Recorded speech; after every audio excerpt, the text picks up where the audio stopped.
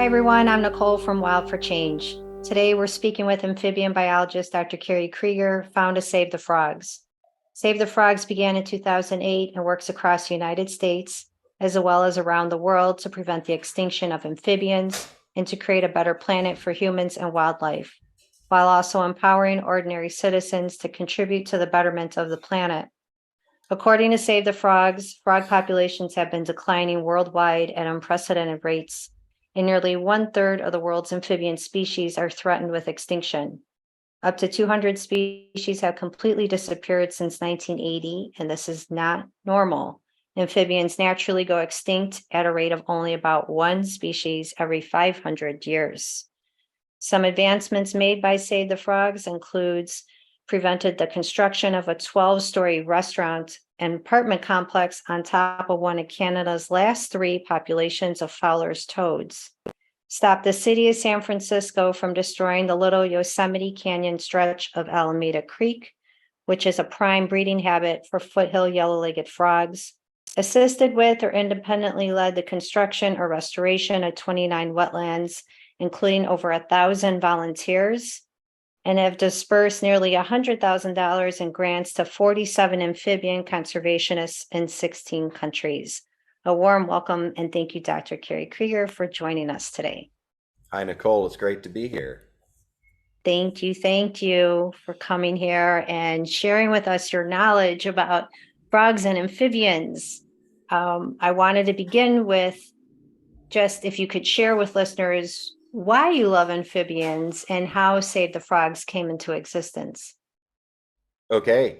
Yeah, I founded Save the Frogs in 2008. Our mission is to protect amphibian populations and to promote a society that respects and appreciates nature and wildlife. I founded Save the Frogs because there was no public charity anywhere on the planet dedicated exclusively to protecting amphibians, and amphibians have been in rapid decline in numbers, many species going extinct over the last several decades, so they're in need of assistance. And I love amphibians. They're really interesting. They're cool looking. They don't harm us at all. They're not going to attack you.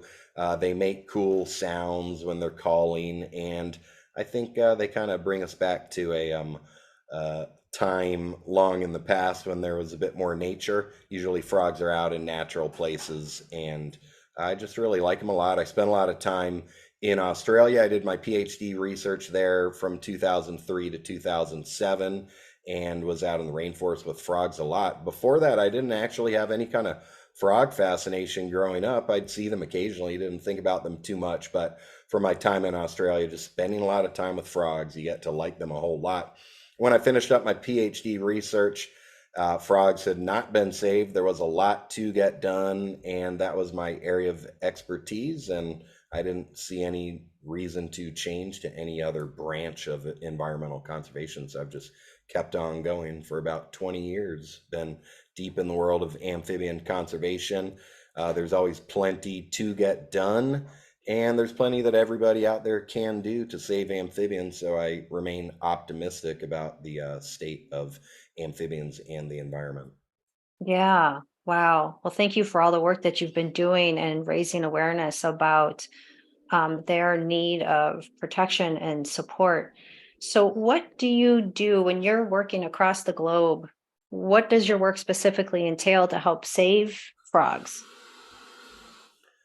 Yeah, we have a lot of programs going on. Number one has always been environmental education because I consider that to be the um, start of all successful environmental conservation, because people must be educated. If people don't know that there's a problem and don't know how to help out and don't care about the problem, then nothing's much is going to get done. So we've always had a lot of environmental education through our website, savethefrogs.com. We've got at least 1,000 pages of amphibious education.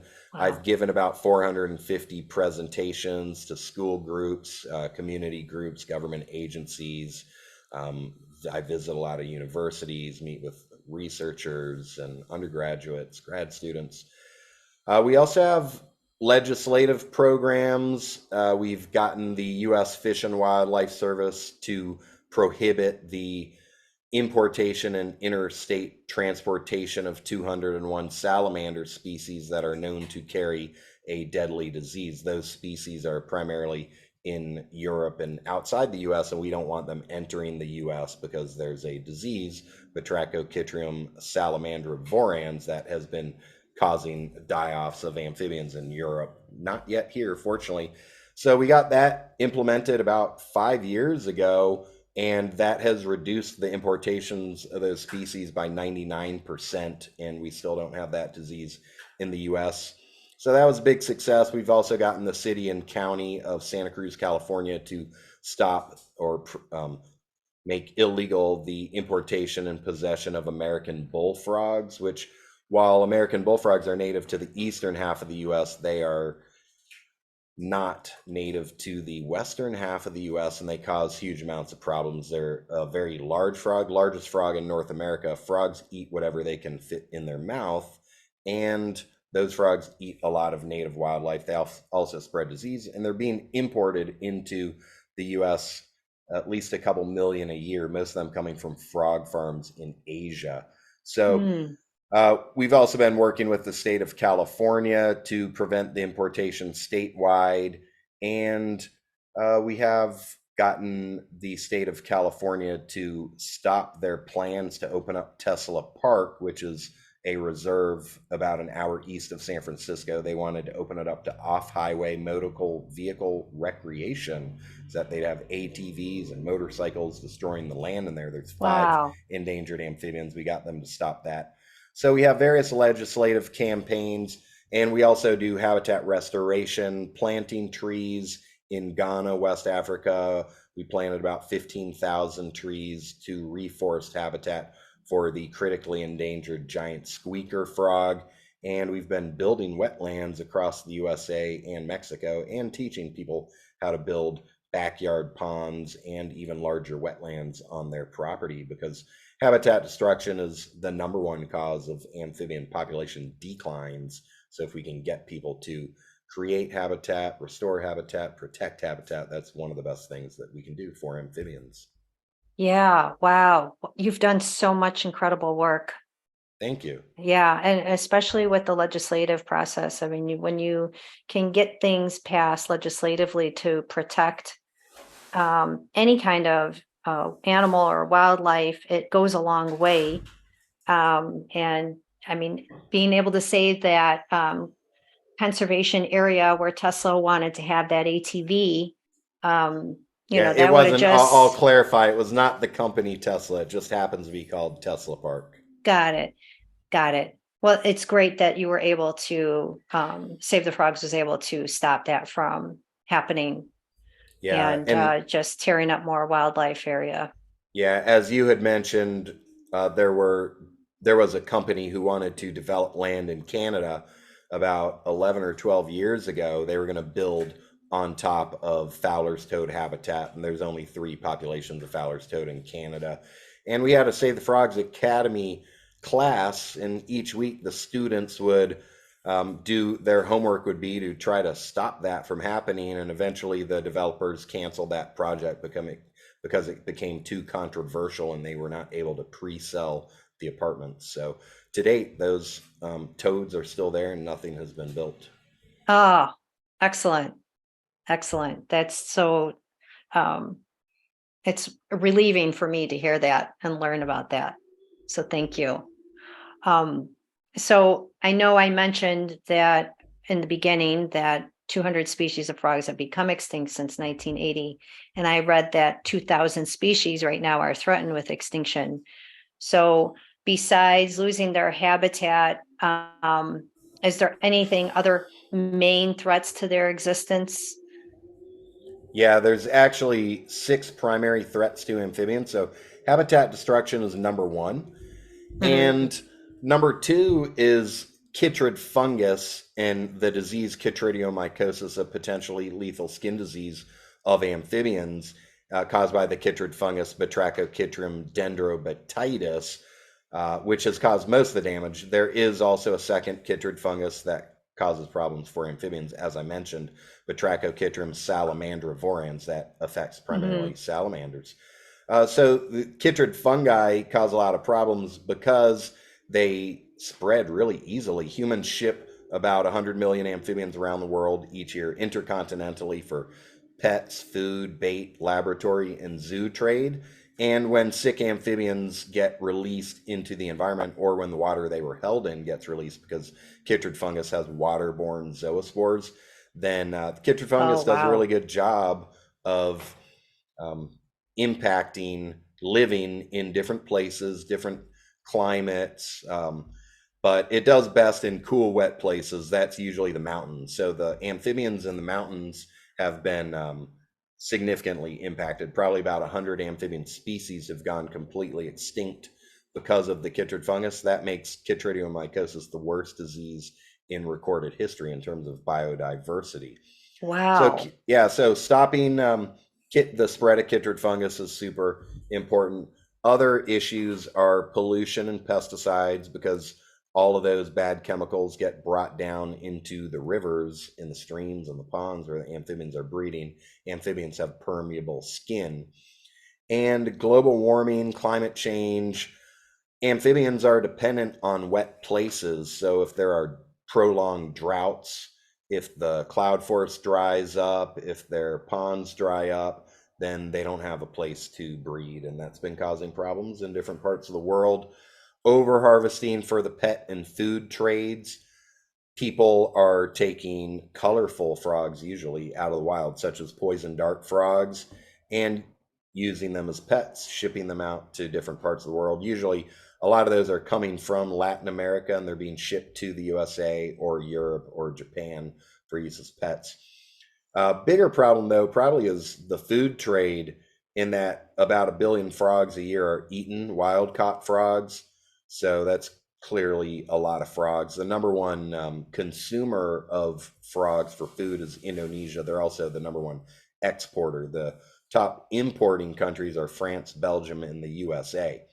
Oh, These days in wow. the USA, most of the frogs coming in are wild caught frog. Sorry, they're not wild caught anymore. They're farm raised. It's less expensive to produce them on the farms.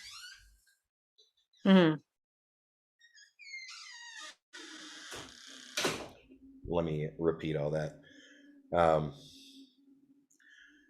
the biggest problem as far as the food trade goes is that on top of there being wild caught frogs, there's also frog farms proliferating around the world. And on those frog farms, it's good that they're not being taken out of the wild, but they're usually American bullfrogs, even outside of the USA. And the American bullfrogs have a huge ability to carry chytrid fungus on their skin without dying from it, which makes them a reservoir species. They'll just have the fungus and they'll be able to spread it to other species. And on the farms, they're living in extremely dense, packed conditions, lots of Yeah. frogs in small areas. In the water, the chytrid has the waterborne zoospores, so it's perfect conditions for spreading chytrid fungus, and then they get shipped to other parts of the world. Generally speaking, there's no disease testing or quarantines, and then those frogs spread their diseases. So a lot of problems with pet and food trades, and then invasive species. The American bullfrogs, in particular, they're getting shipped around the world for food. A lot of them live, and then they get released on purpose by people who think they're doing the frogs a favor, or they just escape and they set up populations. They establish populations. They do a good job living in different places, and in places like California, there's now millions of American bullfrogs out there. Frogs are gape limited predators. They're going to eat whatever they can put into their mouth. So they'll eat America's second largest frog, the California red-legged frog, which is an Oh, endangered species. oh, wow. That's really unfortunate. And like you said, that the American bullfrogs mostly found on the East Coast, and so now they're not native anywhere Yeah, else, and now they're invasive. yeah, they're invasive in at least 15 different countries. Wow, that's a big problem. Is there anything that can be done about the frog trade? Any regulations? Well, the best thing to do is to prevent them from coming in. So that's what Save the Frogs have been working on for over 10 years with the state of California. Unfortunately, the Department of Fish and Wildlife and the Fish and Game Commission of California are very slow to take action. They've taken almost no action in 13 years that I've been dealing with the issue, even though they always say that they're working on it. I've been part of a stakeholder group, part of the government process in getting something done about that because they're issuing permits for the importation of these species.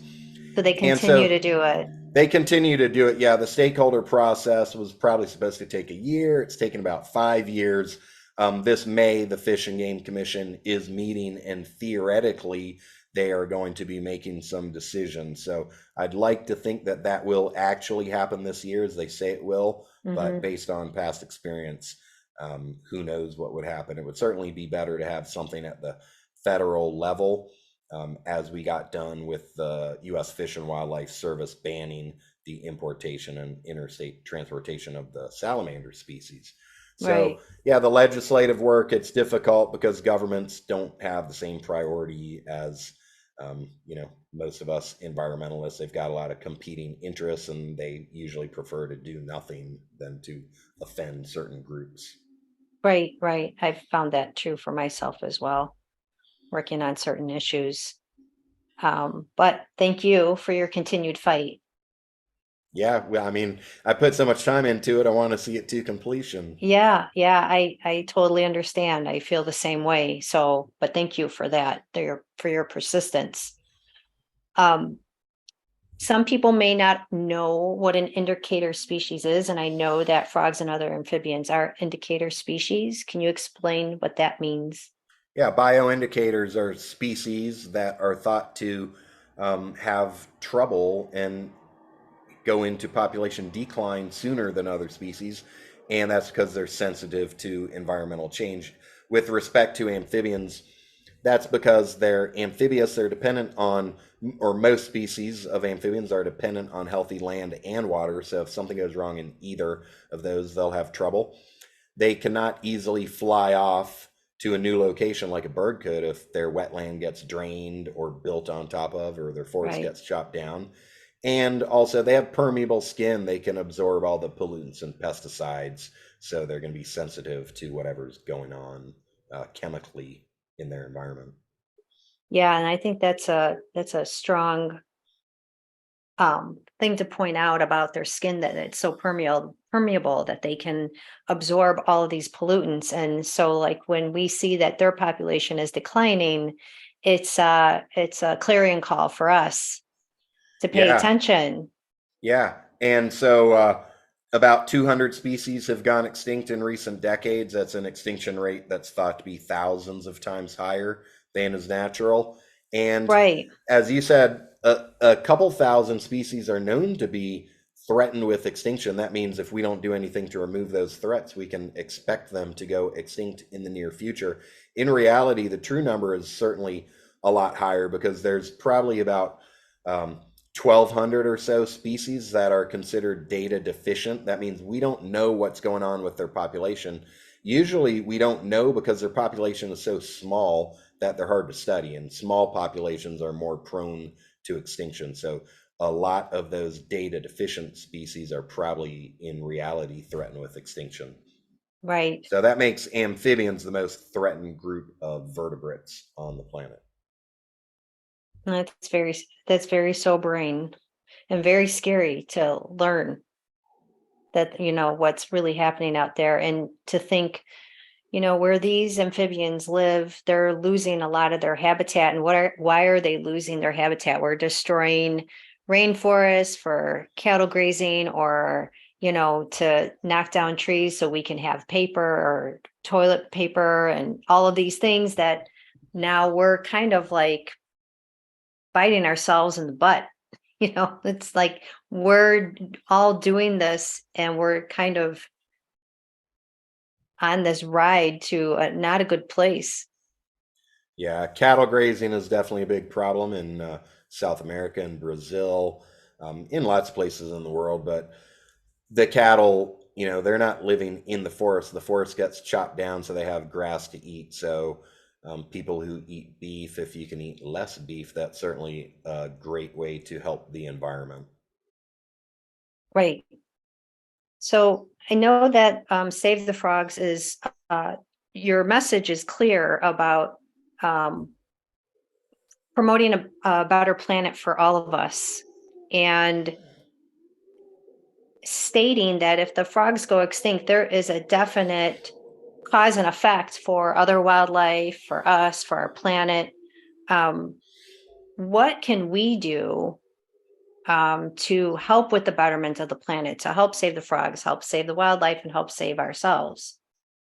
Okay, yeah, there's lots of things. I think the most important thing to do to begin with is educate yourself about the environment. Now, if you're listening to this podcast, you probably have a good environmental background already, but the more we know, the better off we are. And as far as actions go, I would start with improving one's own ecological footprint. So think about the way you live and what impact that has on the planet. And aside from that, you can volunteer for environmental organizations. You can go into a career in environmental science, environmental law, environmental management. Dedicate your career to it, certainly if you're at early stage or if you're still a student. Some specifics: frogs, especially this time of year in the northern hemisphere, frogs tend to be pretty active in April. There's rain and they're out breeding and they're crossing the roads or just hanging out on the road. So slow down driving on wet nights. Don't use pesticides. Build a Mhm. frog pond in your backyard. Now, we talked about that a little bit. We have Save the Frogs Academy online courses. If you go to savethefrogs.com/academy, you can get 28 days free full access to all of our courses.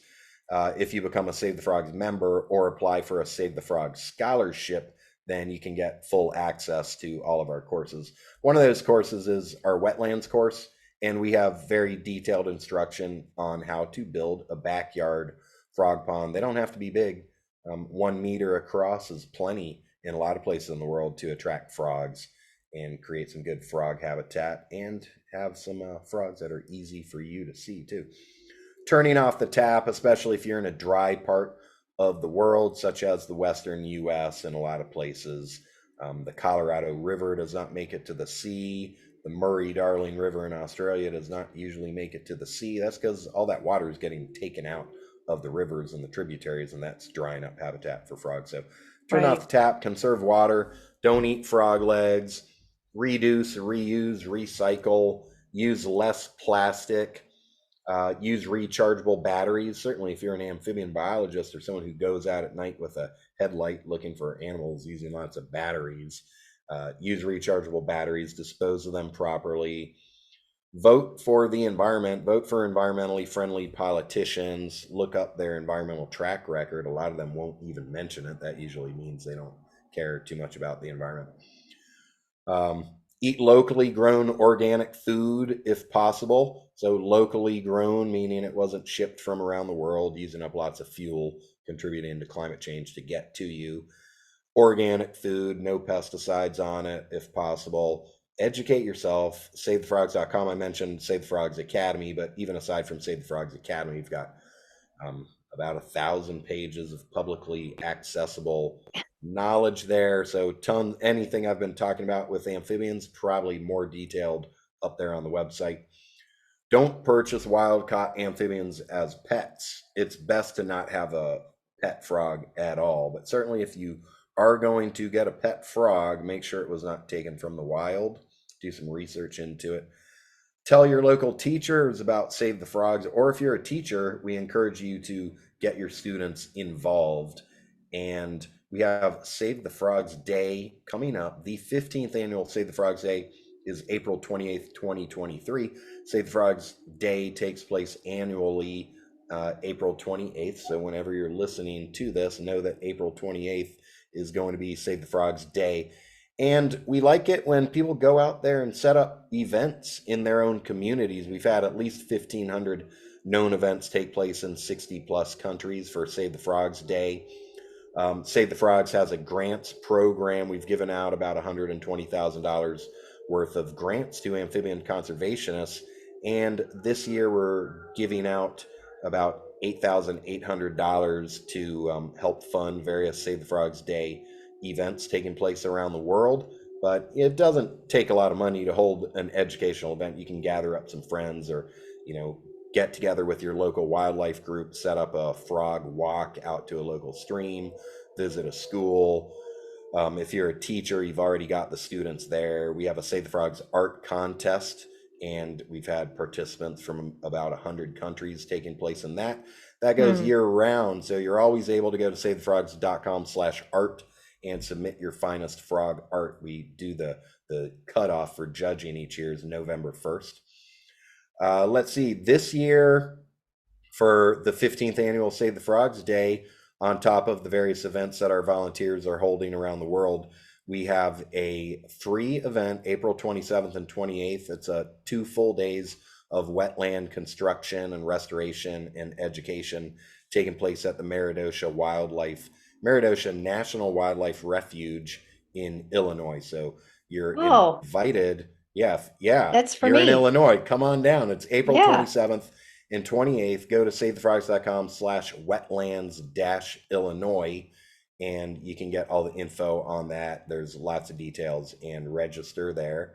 It's a free event. We're going to have the world's wetland construction expert, Tom Biebeckhauser, is going to be there, and U.S. Fish is and he Wildlife really? Service. He's going to be there. Yeah, he's built When a. I'm sorry to interrupt, but I Yeah. watched the wetlands documentary and he was Okay. amazing in it. Yeah. Okay, good. Well, he has been training Save the Frogs staff and volunteers for about 9 years on how to build wetlands. He's built about 2,500 wetlands over the past 30 or 40 years, and he is Oh, a wow. great teacher. There's nobody better to learn the art of wetland construction and restoration with respect to protecting wildlife. So he'll be there. Yeah.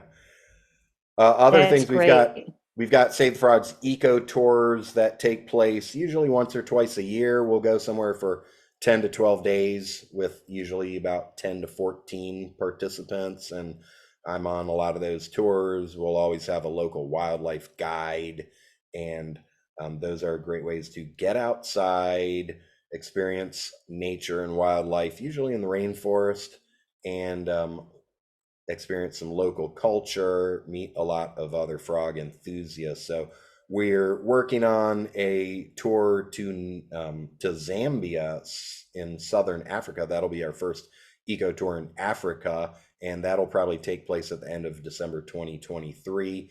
We've been leading tours since 2013. We've had tours in Costa Rica, Belize, Ecuador, and Peru, and we're looking to branch out to some new countries. So I encourage everyone. You Oh, can go to that's Save the Frogs. amazing.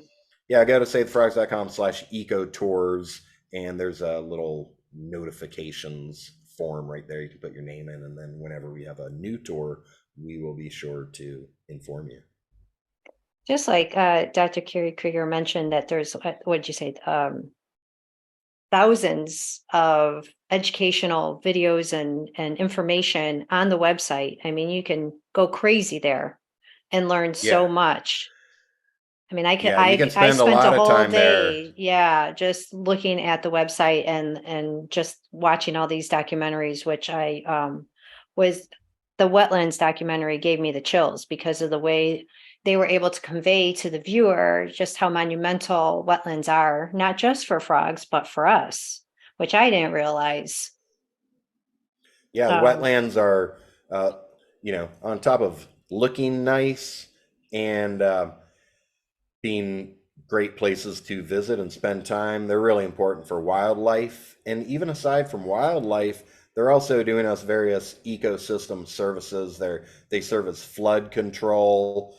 They're filtering bad chemicals out of the water before it gets to our, oftentimes municipal water sources. mhm. And in this day and age of climate change, we've got water sources that are drying out. If we can construct those wetlands, and that's going to keep water available to whoever needs it for a lot longer. Farmers are in need of wetlands for their, the cattle or whatever they have on their property.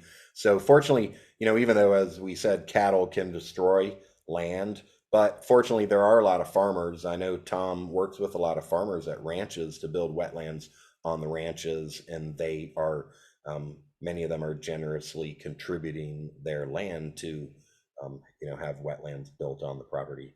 Yeah. Amazing, amazing work. So I take it that if someone was to go to Save the Frogs and learn more, that there are also volunteer opportunities where they can help out, not just workshops or eco tours, but there's volunteer. Yeah, definitely. SaveTheFrogs.com/volunteers. We have various volunteer positions listed. We um, add new volunteer positions regularly. So I would start there. Okay.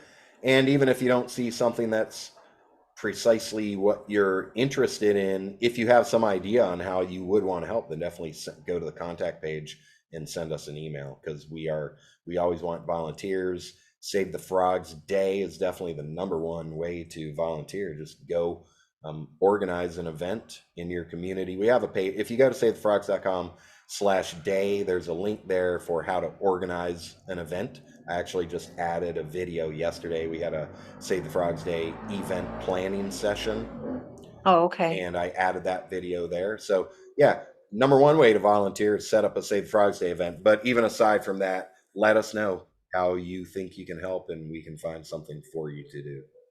Okay. Thank you for that. I just have one more question for you.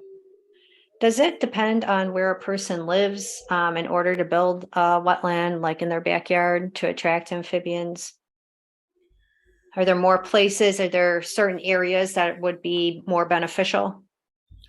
Well, ideally there are already amphibians in the area, because we don't want people moving. We don't like it when people transport amphibians from one place to another. Hmm. Ideally, if you build the wetland, they will come. How will they Oh, get there? okay. Because they're hopping across the land, migrating from one place to another. Oftentimes the juveniles, they're going to find it, and if it's good habitat, they'll start calling, and then other frogs will be able to find it. So Mm. ideally, there's already frogs around. If there's not frogs around, maybe that's for a reason, and you wouldn't have a high chance of them living there anyway.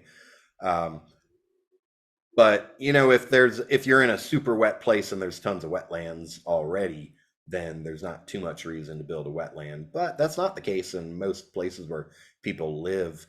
Usually, it's from a past history of agriculture that so many wetlands have been drained, and you won't even notice it unless you've been trained in the art of identifying historical wetlands while looking at the landscape. You may be driving down the highway looking around, and it looks like it's all just dry farmland and there's corn growing there, who knows what. And what you don't realize is that 100 years ago, 200 years ago, there were wetlands there, but the farmers cut irrigation ditches because you can't grow food, or most of the crops won't grow in wet land. So most places in the USA certainly could use wetlands, and it would be beneficial. Okay. That's good to know. Thank you, Dr. Kerry Krieger. This was enlightening for me. Yeah, Um, I've enjoyed it. I hope everyone listening has too. If you're inspired to donate to an environmental cause, Save the Frogs would appreciate your support. You can go to savethefrogs.com/donate. You can become a member, savethefrogs.com/membership.